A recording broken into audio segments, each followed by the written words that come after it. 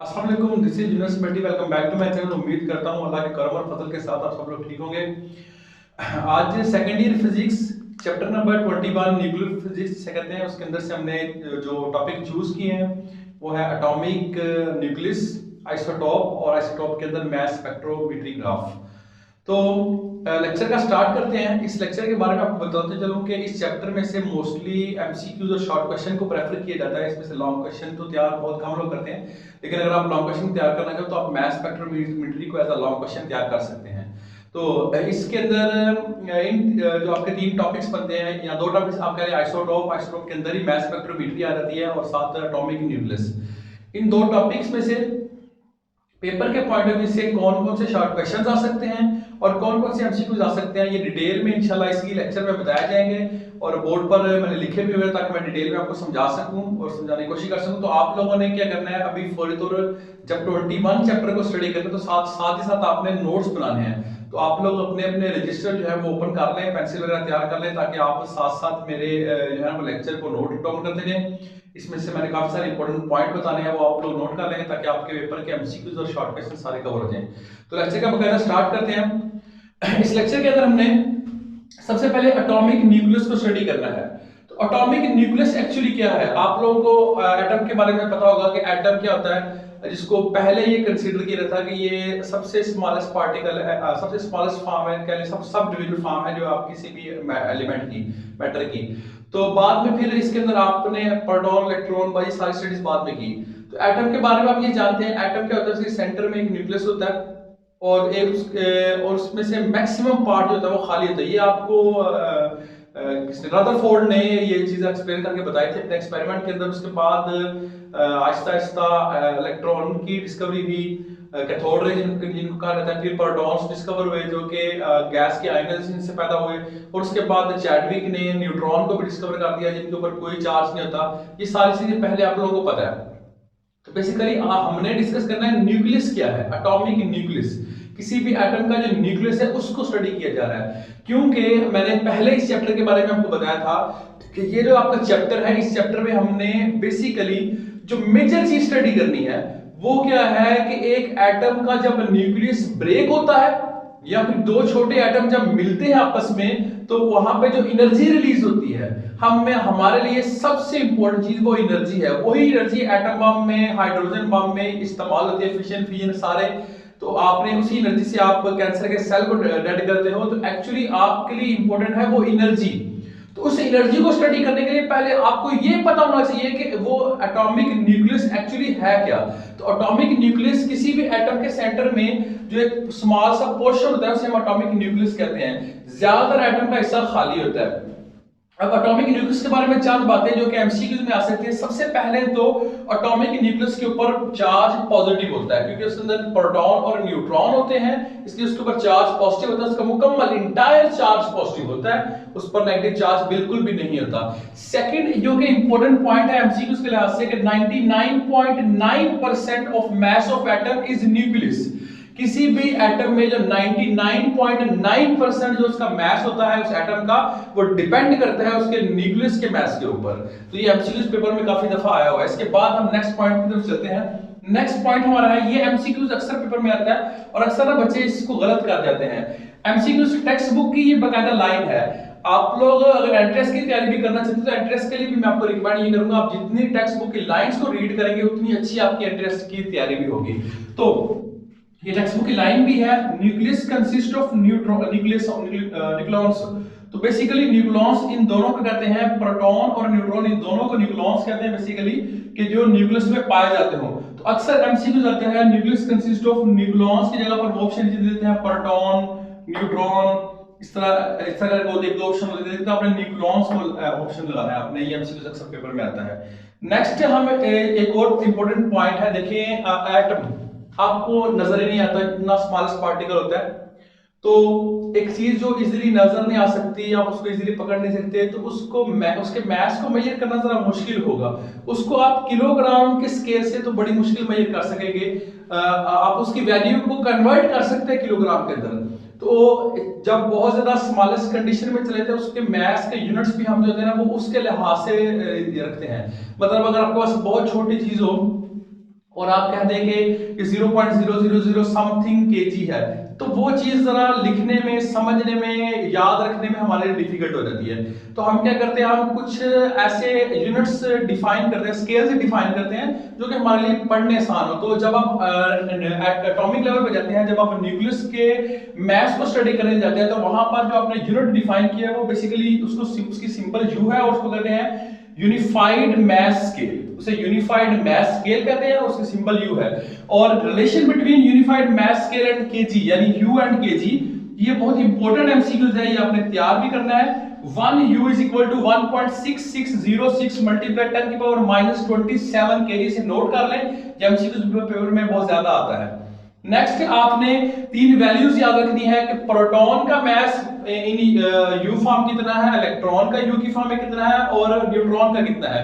तो यहाँ पर मैंने मास लिखे हुए हैं। प्रोटॉन का मास 1.007276 यू है। दोबारा रिपीट करता हूं, प्रोटॉन का मास 1.007276 यू है। इसके बाद हम अगर न्यूट्रॉन की बात करें तो न्यूट्रॉन का मास थोड़ा सा ज्यादा है, और ये एमसीक्यूज भी अक्सर पेपर में आता है कि इन तीनों में से हैवियर कौन है। तो आपने याद रखना, न्यूट्रॉन जो है उसका मास ज्यादा होता है प्रोटॉन और इलेक्ट्रॉन के लिहाज से। तो न्यूट्रॉन का जो मास है वो 1.008665 1.008665 यू है। और इसी तरह इलेक्ट्रॉन का मास सबसे कम होता है, जो कि 0.000 मतलब 0.30 फिर आगे 55 यू। तो ये आपने एमसीक्यूज के लिए तीनों वैल्यूज को याद करना है, बल्कि जो 1 यू की value in the form of KG है वो वैल्यू जरूर याद करनी है, वो बहुत ज्यादा रिपीट होती है पेपर में एज एमसीक्यूज। तो यहां से हमें ये पता चला कि एक एटम में जो 99.9% पोर्शन है उसके मास का, वो एक्चुअली उसके न्यूक्लियस पे डिपेंड करता है, क्योंकि जो आपके इलेक्ट्रॉन होते हैं उनका मास बहुत ज्यादा कम होता है। इसके बाद दो डेफिनेशन जो कि आपने 9th क्लास में भी, first year, second year, 10th class में भी आपने पढ़ी हुई है। एटॉमिक मास, एटॉमिक नंबर, जिसको आप चार्ज नंबर भी कहते हैं, एटॉमिक नंबर को चार्ज नंबर भी कहते हैं, ये आप लोगों ने नोट करना है, इसको याद रखना है। इसको Z से डिनोट करते हैं, और ये बेसिकली क्या होते हैं, किसी भी एटम में जितने नंबर ऑफ प्रोटॉन्स होते हैं उसको हम उसका एटॉमिक नंबर या फिर चार्ज नंबर कहते हैं। जितने किसी एटम के अंदर प्रोटॉन या फिर इलेक्ट्रॉन भी आप कह सकते हैं, क्योंकि इलेक्ट्रॉन और प्रोटॉन की जो चार्ज की मैग्नीट्यूड होती है वो हमेशा सेम होती है। ये भी एक एमसीक्यूज है कि इलेक्ट्रॉन और प्रोटॉन के चार्ज की मैग्नीट्यूड हमेशा सेम होती है। नेक्स्ट हम बात करते हैं मास नंबर पे, इसको एटॉमिक मास भी कहा जाता है बेसिकली।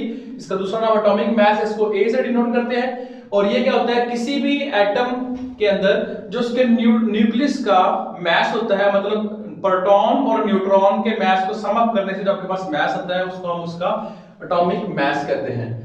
तो अगर आपने किसी भी एटम के न्यूट्रॉन्स का मास को फाइंड आउट करना हो तो उसके लिए फार्मूला दिया जाता है कि आप मास नंबर में से एटॉमिक नंबर को माइनस कर दे तो आपके पास जो बाकी मास बचेगा वो बेसिकली आपके न्यूट्रॉन्स का मास होगा। तो ये आपने चीजें तैयार करनी है for MCQs and for short question also. Next आपका जो शॉर्ट क्वेश्चन है, what is meant by isotope, also right it's examples.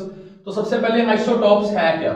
Isotopes के बारे में आपने ये याद रखना है कि आइसोटोप्स वो होते हैं जिनका एटॉमिक मास तो सेम हो, सॉरी एटॉमिक नंबर तो सेम हो लेकिन एटॉमिक मास सेम ना हो। यही एक वजह है, आइसोटोप ही एक रीजन है कि एक ही एलिमेंट के काफी सारे आइसोटोप पाए जाते थे। मतलब हाइड्रोजन की 3 फॉर्म्स, हीलियम की 2 फॉर्म्स, नियोन की 2 फॉर्म्स इस तरह पाई जाती थी। इस वजह से जब आपका पीरियोडिक टेबल लिखा गया तो पीरियोडिक टेबल को, केमिस्ट्री वाले इस बात को समझ होंगे, पीरियोडिक टेबल को एटॉमिक नंबर्स के लिहाज से लिखा गया, मास नंबर के लिहाज से नहीं लिखा गया, क्योंकि एटॉमिक नंबर सेम होता है एक ही एलिमेंट के काफी सारे आइसोटोप्स का, लेकिन मास नंबर सेम नहीं होता। क्योंकि जब भी किसी एलिमेंट के आइसोटोप बनते हैं, एक से ज्यादा फॉर्म्स बनती हैं, तो वो उसके न्यूट्रॉन के चेंज होने से बनती हैं। क्योंकि प्रोटॉन और इलेक्ट्रॉन ये किसी भी एलिमेंट के हमेशा सेम रहते हैं, बेशक उसके 10 या 15 20 40 50 आइसोटोप भी हों।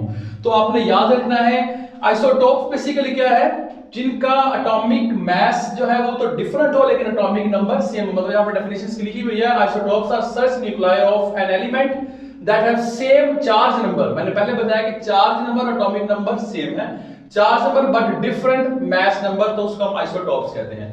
अब सबसे पहली इसकी एग्जांपल ये आपने एमसीक्यूज के लिए तैयार भी करनी है, शॉर्ट क्वेश्चंस के लिए सारी की सारी एग्जांपल्स। हीलियम के 2 आइसोटोप होते हैं, अब एटम्स को लिखा किस तरह जाता है, एटम के लिखने का क्राइटेरिया कुछ इस तरह होता है। अगर आप किसी को एक्स एटम, लेट्स सपोज आपके पास एक एक्स एलिमेंट है, एक्स एटम है, तो आपने उसका जो मैस नंबर होता है उसको ऊपर लिखना होता है और उसके एटॉमिक नंबर को नीचे लिखना होता है। ये तरीका कर होता है। इसका मतलब यहां पे लिखा हुआ है हीलियम 3 नीचे 2, हीलियम 2 नीचे 4 नीचे 2। इसका मतलब यहां पर हीलियम का एटॉमिक मास 3 था और यहां पर हीलियम का एटॉमिक मास 4 है, लेकिन आप देख सकते हैं एटॉमिक नंबर दोनों दफा 2 2 ही रहा। तो हीलियम के 2 आइसोटोप है, एमसीक्यूज के लिए तैयार करना है। हाइड्रोजन के 3 आइसोटोप्स हैं और ये शॉर्ट क्वेश्चन है, हाइड्रोजन वाला शॉर्ट क्वेश्चन आता है। आपने डायग्राम्स भी साथ बनानी होती हैं, मतलब आप सिंपली इस तरह करके डायग्राम बना सकते हैं कि अगर आपके पास ये यहाँ पे ये एक प्रोटॉन कहते हैं, ये एक इलेक्ट्रॉन, जब आप पहले वाला आइसोटोप डिस्कस करेंगे, जब दूसरा साथ यहाँ पर एक न्यूट्रॉन को भी शो कर दें और जब तीसरा बनाएंगे तो यहाँ पर आप एक और न्यूट्रॉन को शो कर दें, इस तरह करके आप इसकी डायग्राम के साथ बना सकते हैं। तो हाइड्रोजन के 3 आइसोटोप्स, इनके नाम ये शॉर्ट क्वेश्चन में बहुत ज्यादा आते हैं। इनके नाम क्या क्या है, प्रोटियम, ड्यूटियम और ट्रिटियम। सबसे इंपॉर्टेंट है ये आपका ड्यूटियम। अगर आप एटॉमिक बॉम्ब बनाना चाहते हैं, जिसको आप फिशन रिएक्शन कहते हैं, एटॉमिक बॉम्ब, एटम बॉम्ब जिसको आप सिंपली कहते हैं, तो उसके लिए जो आपको न्यूक्लियस को तोड़ने के लिए, न्यूक्लियस के शेल को तोड़ने के लिए, उसके जो पॉइंटिंग एनर्जी खत्म करने के लिए जो आपको न्यूट्रॉन चाहिए होता है, बेसिकली वो सबसे ज्यादा इफेक्टिव होता है इस ड्यूट्रियम का। तो ये आपने ये वैसे अपने नॉलेज के लिए बात रखनी है, पेपर में नहीं पूछी जाएगी कि जब भी एटम बम में जो आपको दरकार से होती है, जो चीज फाइंड करना मुश्किल होती है, वो एक्चुअली ड्यूट्रियम का न्यूट्रॉन निकालना सबसे ज्यादा मुश्किल और सबसे ज्यादा मेहनत वाला काम होता है, क्योंकि ये बहुत कम पाया जाता है ड्यूट्रियम। तो इसके बाद आपने याद रखना है एक और एमसीक्यूज है, ये साइड विंडो है बुक के ऊपर, वहां से लिया गया और ये पेपर में आया हुआ है एमसीक्यूज के ज़ीनॉन और सीजियम। ये नाम अगर मैं गलत भी बोल दूं तो आपने याद करें कि मैं केमिस्ट्री वाला जो केमिस्ट्री वाले ज्यादा अच्छे नाम जानते हैं। ज़ीनॉन और सीजियम, इन दोनों के 36 आइसोटोप्स हैं और ये एमसीक्यूज में आता है, आपने ये भी याद रखना है। इसके बाद कुछ इंपॉर्टेंट पॉइंट्स आइसोटोप्स के बारे में।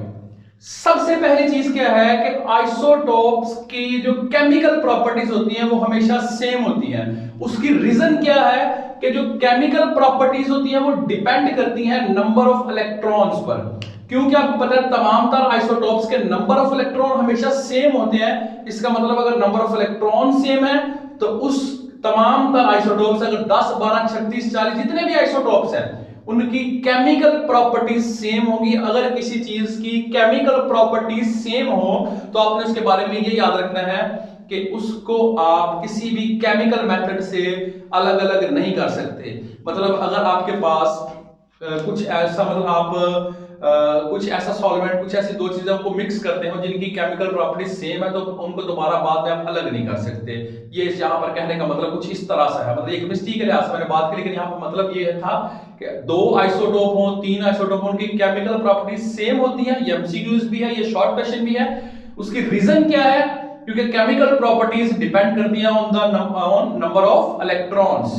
तो आपने याद रखना है कि केमिकल प्रॉपर्टीज आइसोटोप्स की जो होती है वो हमेशा सेम होती हैं। इसके बाद आपने याद ये रखना है कि जो फिजिकल प्रॉपर्टीज होती हैं वो डिफरेंट होती हैं। इसी वजह से आप अलग अलग आइसोटोप्स किसी भी एलिमेंट में, अगर आपके पास एलिमेंट है, लेट्स सपोज आपके पास यहाँ पर एक नियोन गैस है और उसी को हम फर्दर स्टडी भी करेंगे।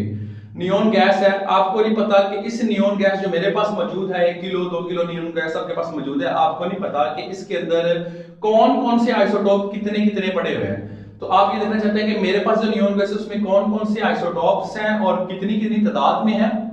तो आपको क्या करना पड़ेगा, कोई ना कोई फिजिकल मेथड अप्लाई करना पड़ेगा, क्योंकि उसके अंदर जितने भी नियोन के आइसोटोप्स हैं उन सबकी केमिकल प्रॉपर्टीज तो सेम है। इसका मतलब हमें एक फिजिकल मेथड पता चला जिसको हमने मैस स्पेक्ट्रोग्राफ कहा, मैस स्पेक्ट्रोग्राफ।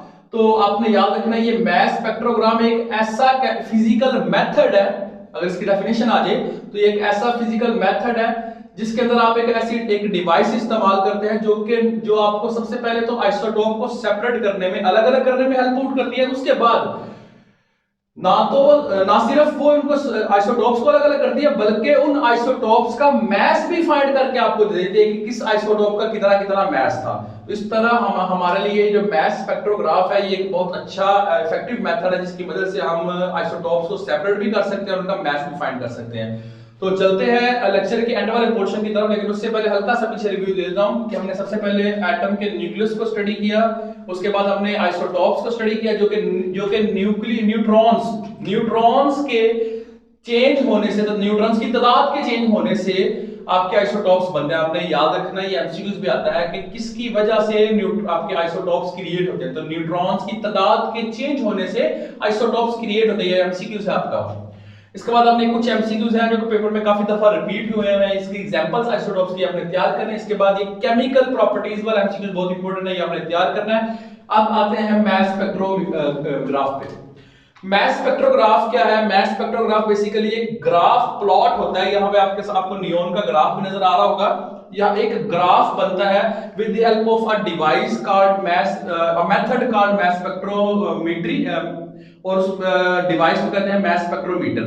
तो मैस स्पेक्ट्रोमेट्री के अंदर आप क्या करते हैं, इस फिनोमेना के अंदर आप क्या करते हैं, आप एक वैक्यूम चैम्बर को लेते हैं, उसको पहले आप इवैक्यूएट करते हैं, फिर उसके अंदर आप एक मैग्नेटिक फील्ड जनरेट करते हैं जो कि बिल्कुल आउटसाइड द पेपर है। मैग्नेटिक फील्ड आउटसाइड पेपर मतलब क्या, अगर यहाँ पे ये मैग्नेटिक फील्ड ऐसे बाहर की तरफ लग रहा होगा, आपने ये पहले भी चीज चैप्टर्स के अंदर पढ़ी है कि अगर डॉट लगा हो तो उसका मतलब होता है कि मैग्नेटिक फील्ड बाहर की तरफ है, अगर क्रॉस लगा हो इसका मतलब मैग्नेटिक फील्ड बिल्कुल सीधा अंदर की तरफ, परपेंडिकुलरली अंदर की तरफ है। यहाँ पर परपेंडिकुलरली बाहर की तरफ है, इस जगह पे हम जो स्टडी कर रहे हैं।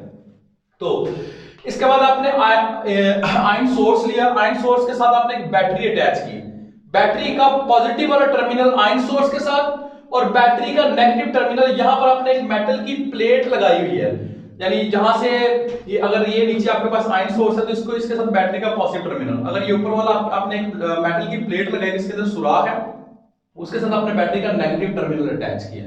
अब होगा क्या, बैटरी के इस पॉजिटिव टर्मिनल की वजह से ना यहां पे जो आपका आयन सोर्स है इसका इलेक्ट्रॉन, इसके इलेक्ट्रॉन है वो इधर चला जाएगा और यहां पर एक पॉजिटिव आयन क्रिएट हो जाएगा। इस तरह आयन सोर्स के अंदर पॉजिटिव आयन क्रिएट होता है। ये पॉजिटिव आयन अट्रैक्ट होगा towards that negative plate, metallic plate. क्योंकि ये नेगेटिव प्लेट कैसे बनी, ये क्योंकि बैटरी के नेगेटिव टर्मिनल से अटैच है, इसकी तरफ ये अट्रैक्ट हुआ। अब ये इतनी स्पीड से गुजरता है कि ये इसमें से पास आउट हो जाता है और पास आउट होकर आगे ये कर्व सी बनाता है, एक सेमी सर्कल सा बना देता है। वो सेमी सर्कल हमारे पास, हमें यहाँ पे दो सेमी सर्कल अलग अलग नजर आ रहे हैं। तो आपने याद रखना है कि सेमी सर्कल जब ड्रा हो जाते हैं उसके बाद क्या होता है। अब यहाँ पर आपका एक और कॉन्सेप्ट क्लियर करना है मैंने। देखें मैस स्पेक्ट्रोमेट्री में अक्सर यहाँ पे क्या कॉन्सेप्ट होता है कि जो जितना दूर जाके गिरेगा ना उसका मैस उतना ज्यादा है। आपके जहन में बात आएगी कि अगर हमें मतलब अगर आप किसी कागज और पत्थर को फेंकें, इसको आप ऐसे याद रख सकते हैं। एक तो ये कॉन्सेप्ट है कि इन दोनों को ऐसे फेंका जाए, ठीक है, मतलब इन दोनों को ऐसे थ्रो किया जाए, तो एक तो ऐसे फेंका जाए, उसमें क्या होगा कि आपका जो कागज और पत्थर का और हिसाब होगा। लेकिन यहाँ पर क्या कहते हैं, शूट किया जाता है, फेंका जा रहा है। जब शूट किया जा रहा है, फेंका जा रहा है, मतलब बाय फोर्स फेंका जा रहा है, खुद ब खुद नहीं गिरे। बाय फोर्स फेंकेंगे ना तो अपने याद रखना, आप एक कागज को ऐसे फेंके और एक पत्थर को इस तरह फेंके, आपको पता है पत्थर ज्यादा दूर जाके गिरेगा। मतलब क्या कि इस सेंट्रल पॉइंट से जिसका रेडियस ज्यादा होगा उसका मैस ज्यादा होगा, जिसका रेडियस कम होगा उसका मैस कम होगा। मतलब क्या कि हमारे पास यहां पे एक रिलेशन आ गया मैस और रेडियस के दरमियान। ये अक्सर आप एमसीक्यूज में भी आता है, जिसका रेडियस ज्यादा उसका मैस ज्यादा, जिसका मैस कम उसका रेडियस भी कम। तो ये आपने याद रखना है, ये डायरेक्टली प्रोपोर्शनल है। यहाँ पे जो रेडियस आपका ड्रा होता है। अब हम कुछ फार्मूले ड्राइव करते हैं हमने, क्योंकि दो बातें की कि हम एक तो आइसोटॉप्स को अलग अलग कर सकते हैं। आप देख सकते हैं इस मेथड की मदद से जिसका मैस, जिस आइसोटॉप का मैस नंबर ज्यादा होगा वो आगे गिरेगा, जिसका मैस कम होगा वो पीछे गिरेगा। यहाँ पर डिटेक्टर लगा हुआ है, वो डिटेक्टर बेसिकली जब वो आगे गिरता है तो उसके ऊपर वो ब्राइट स्पॉट्स बनते हैं। तो ब्राइट स्पॉट्स से पता चल जाता है कि इस वक्त कौन सा आइसोटॉप कहाँ पे गिर रहा है। आपने पहले मेजर्स की होती है स्टैंडर्ड वैल्यू, तो आपको वहां से अंदाजा हो जाता है। तो सबसे पहले यहां से इस पॉइंट और इस पॉइंट, ये पॉजिटिव प्लेट ये नेगेटिव प्लेट के दरमियान एक पोटेंशियल डिफरेंस होगा, जिसकी वजह से, जिस पोटेंशियल डिफरेंस की वजह से ये इलेक्ट्रॉन यहां से इस तरफ जाएंगे। अब आपको पता है, आपने चैप्टर नंबर 12 के अंदर ये चीज स्टडी हुई है, W is equal to V into E या Q आप कह सकते हैं। तो वहां से आपको याद होगा कि जो आप वर्क या फिर एनर्जी की बात करें तो वो आपकी इलेक्ट्रिक एनर्जी बेसिकली इस चीज के इक्वल होगी। ये मैंने वॉल्यूम, वेलोसिटी और पोटेंशियल डिफरेंस को अलग करने के लिए पोटेंशियल डिफरेंस वाले V को ना थोड़ा सा ऊपर से टेढ़ा किया हुआ है, तो आप कट लगा सकते हैं या थोड़ा बड़ा लिख सकते हैं, बस ये आपने याद करना है। और वेलोसिटी वाला V थोड़ा छोटा लिखा हुआ है। तो ये जो काइनेटिक एनर्जी है बेसिकली ये कहां से जनरेट होगी, जो वर्क डन आपने किया इन चार्जेस पर, इन आयंस पर, इनको यहां से आगे मूव करने में, और वो किसके इक्वल होगा, पोटेंशियल डिफरेंस इनटू E। आपने चैप्टर नंबर 12 के अंदर डिटेल में स्टडी किया हुआ है। तो यहां से जो आपके चार्जेस मूव की उनकी काइनेटिक एनर्जी हमने फाइंड कर ली। अब जरा आगे देखते हैं, जब ये यहां से मूव करके इस तरह कर्व बनाएंगे, तो जब ये कर्व बनाएंगे, सेमी सर्कल बनाएंगे, उस वक्त इनको कर्व फॉर्म में, किसी भी चीज के स्ट्रेट पाथ को कर्व फॉर्म में कौन कन्वर्ट करता है, सेंटीमीटर फोर्स। और ये सेंटीमीटर फोर्स प्रोवाइड कौन कर रही है, मैग्नेटिक फोर्स। वो मैग्नेटिक फील्ड फोर्स लगा रहा है जिसकी वजह से वहां पर सेंटीमीटर फोर्स पैदा हो रही है।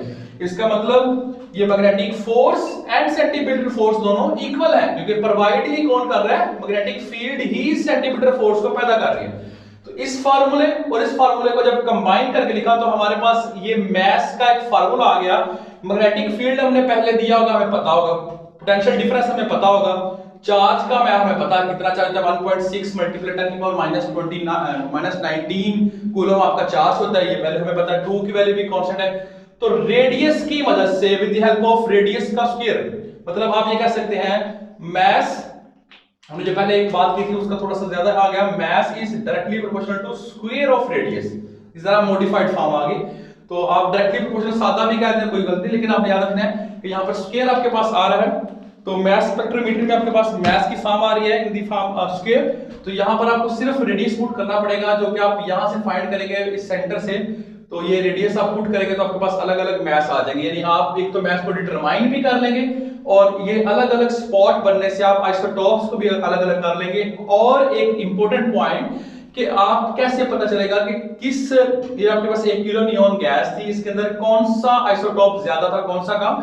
जितनी बार डिटेक्टर पर आके ये गिरेगा उतनी बार डिटेक्टर से काउंट करेगा। डिटेक्टर बेसिकली क्या करेगा, डिटेक्टर का काम ये है कि उसने देखना है कि 1 सेकंड में कितने आके इसके ऊपर स्पॉट्स बन रहे हैं, कितनी बार आपका एटम वहां पर स्ट्राइक कर रहा है, यानी 1 सेकंड में कितने आ रहे हैं, वो तादाद 1 सेकंड के लिहाज से देखेगा डिटेक्टर। जिसके स्पॉट्स ज्यादा में, जो ज्यादा बार आके गिरेगा, जिसकी काउंटिंग ज्यादा होगी उसका ग्राफ ऊपर की तरफ चला जाएगा, जिसकी काउंटिंग कम होगी उसका ग्राफ नीचे होगा।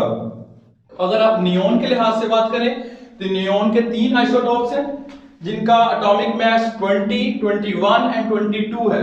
जो 20 वाला है वो अबंडेंस है, सबसे ज्यादा वो पाया जाता है नियॉन का, और सबसे कम जो रेयर है, ये एमसीक्यूज आया हुआ है कि rare isotope of neon has atomic mass dash.